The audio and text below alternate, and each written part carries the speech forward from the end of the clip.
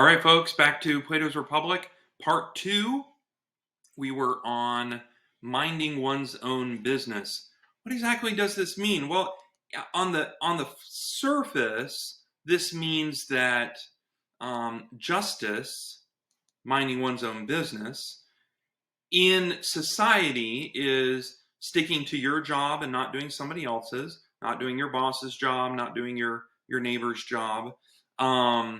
If you're a student, you're minding your business, and you're not getting in trouble with the students next to you. If you're living in a neighborhood, it means that you're paying attention to your plot of land, your house, your areas, your side of the street, etc. Also, just means that you're not a robber, you're not a thief, you're not stealing, you're not hurting other people. You're minding your own business, not other people's business. You're not being a busy bee, right? And so there's a number of different ways to think about that, but you can also think about it in your own soul. And is your own soul minding its own business? And the question of whether there's different parts of the soul, and do those parts of your soul mind their own business? We'll get into that.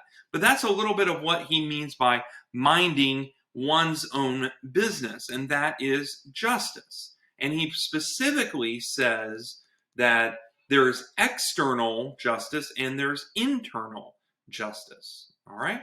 So now that we've briefly talked about what is minding one's own business, let's talk about the general motifs, or if you will, the parts that are told to mind their own business. These are tripartite parts that you find all throughout the Republic, and you find them other places as well in the classical Western tradition. But so in the modern sense, we might think of a person as a head, chest, and belly. Person, head, chest, belly, right? That translates to, let me maybe say a little bit more. This is that your head is like not only your face, but it's primarily where most of your thinking happens. It's your cognitive activity. In your chest, it's where you have typically a lot of muscle, right? And it's your spirited. You have lungs as well, so you can yell. You do breathing. There's just a lot to the chest, right? What classically we would call the spirited part of the human being. And then the belly is where all the desires are, right? Your belly rumbles. Maybe it's rumbling right now.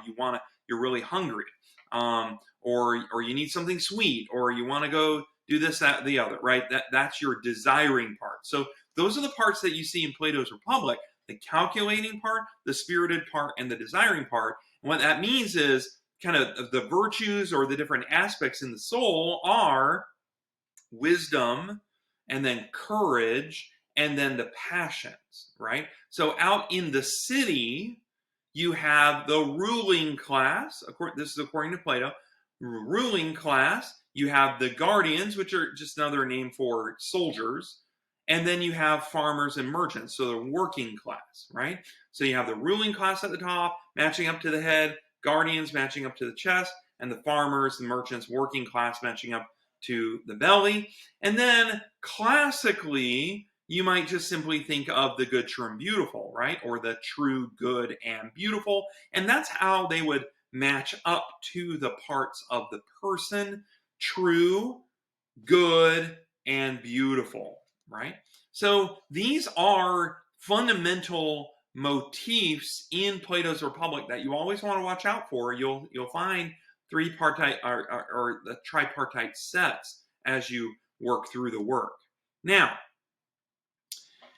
let's get into what is justice and how does Plato engage and begin to cultivate these motifs, these overall themes, and some of these ideas. When we think of justice, it's an easy thing to think of either the Supreme Court or Lady Justice, or even Adolf Hitler and the everything that happened in Germany in the mid 1900s. Okay, that may be more along the lines of injustice, but justice always conjures up injustice, and vice versa. Injustice, the greatest injustice in the world, will always have justice being raised, right? So we have Martin Luther King Jr. in jail, right, in Birmingham, writing one of the greatest treatises, one of the greatest letters on justice in jail, right? So these situations bring out the best and sometimes the worst in us. Well, you have Lady Justice, where you have the scales. Yeah, these are different attributes of justice that you even see in Plato's Republic. And then you have blindfold. So justice is blind or equal. It doesn't see things. It actually sees greater things by not seeing things. Wielding the sword, crushing the snake, standing on the law, right?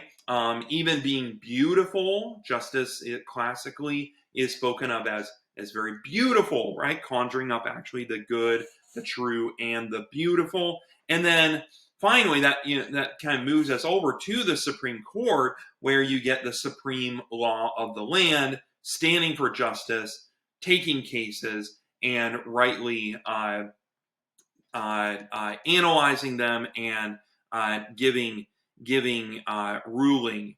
Wow, my PowerPoint just went crazy.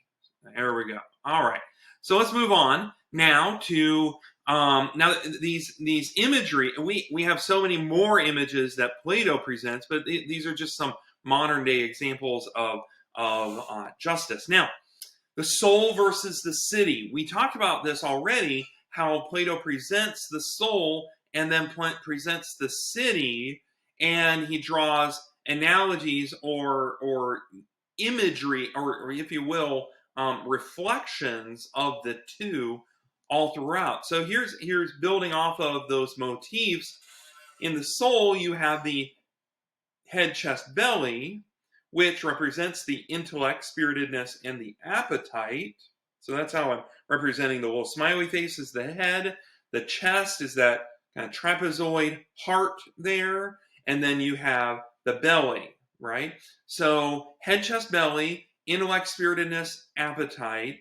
And in the belly, this is very important, these are technically 5 parts to the soul: head, chest, belly. 3 parts in the belly: money-loving part, freedom-loving part, and eros-loving part.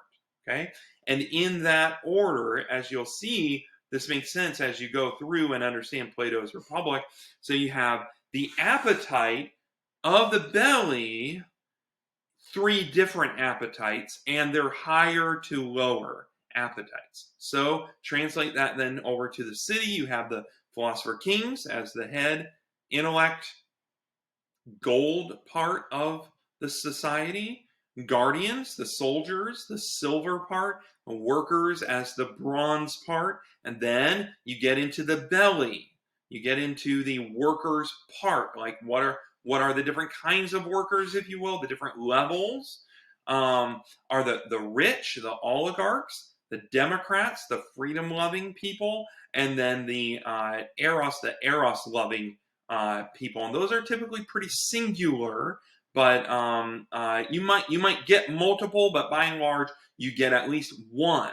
And you got to watch out if they don't make sure they don't take over the entire society or the entire soul. Okay, but these are the 2 main things that you want to keep in mind. The soul is cultivated or rather, forgive me, the city is cultivated in the city in speech, which is Plato just simply cultivating what is the city in speech. So he's saying, hey, let's talk about what a city is. Let's make a city. How do we make a city? We bring together these guys and they start doing services for each other. And that's where we get the whole minding one's own business. So the shoemaker makes his own shoes, the house builder makes his own houses, and they kind of trade services because they kind of need each other. and eventually you have kind of a small town, or then it turns into an actual small city, and then you start talking about what makes it just, right? So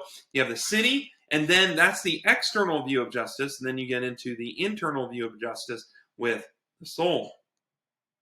Move on to the next. Now, turning the we're moving from the head to the belly. You have the soul, and you have the city. My mouse is going crazy again. There we go.